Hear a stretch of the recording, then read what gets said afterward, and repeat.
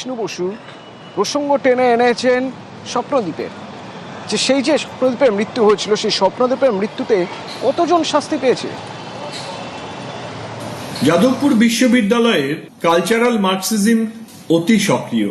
2023 সালে স্বপ্নদ্বীপ কুণ্ডু সে যখন আত্মহত্যা করে, স্বপ্নদ্বীপ কুণ্ডু সে আত্মহত্যা করার সময় তার শেষ কথাটা ছিল, আমি সমকামী নই।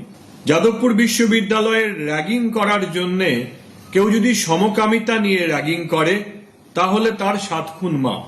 এই যে বেশ কিছু শিক্ষক এবং ছাত্রদেরকে, যাদেরকে এই কালচারাল মার্কসিজম বুঝিয়েছে যে এটাই আজকের যুগের জন্য উপযোগী, তারা যাদবপুর বিশ্ববিদ্যালয়ের মধ্যে র্যাগিং এর একটা অঙ্গ করে নিয়েছে সমকামিতার উপরে বাইরে থেকে আসা ছেলেদের বা মেয়েদের উপরে অত্যাচার করা। স্বপ্নদ্বীপ একজন আশা কর্মীর ছেলে, তাকে হত্যা করার জন্যে যাদেরকে প্রথমে অভিযুক্ত করা হয়েছিল, পুলিশ তো কয়েকজনকে গ্রেপ্তার করেছিলেন, তারা কিন্তু সোনার চামচ মুখে দিয়ে জন্মানো ছেলে এবং তারা কেউ নাবালক নয়। তারা তাদের স্নাতক স্তরের শিক্ষা সম্পূর্ণ করেছে। যারা অভিযুক্ত ছিল তাদের মধ্যে কয়েকজন প্রাক্তন ছাত্র। সেই প্রাক্তন ছাত্ররা যারা এই কালচারাল মার্কসিজমের মৌরসি পথটা চালাচ্ছেন, এবং একটি ছেলে যে আশাকর্মীর ছেলে, গ্রামের ছেলে, বহু আশা করে যাদবপুর বিশ্ববিদ্যালয়ে পড়াশোনা করতে এসেছে, তাকে প্রকারান্তরে হত্যা করা হলো। তার জন্য কজন শাস্তি পেয়েছেন? সেই হিন্দি ছায়াছবিটার কথা মনে পড়ে যায় না, no one killed Jessica. Jishnu বসুর আরো অভিযোগ, যাদবপুর বিশ্ববিদ্যালয় চত্বর মাদকের মুক্তাঞ্চল। এই ড্রাগ র্যাকেটের বিরুদ্ধে যারা যারা কথা বলেছেন তাদের শারীরিক মানসিক নিগ্রহ করা হয়েছে। আমার এক ছাত্র ছিল, তার নাম মোহাম্মদ সুমন নিহার।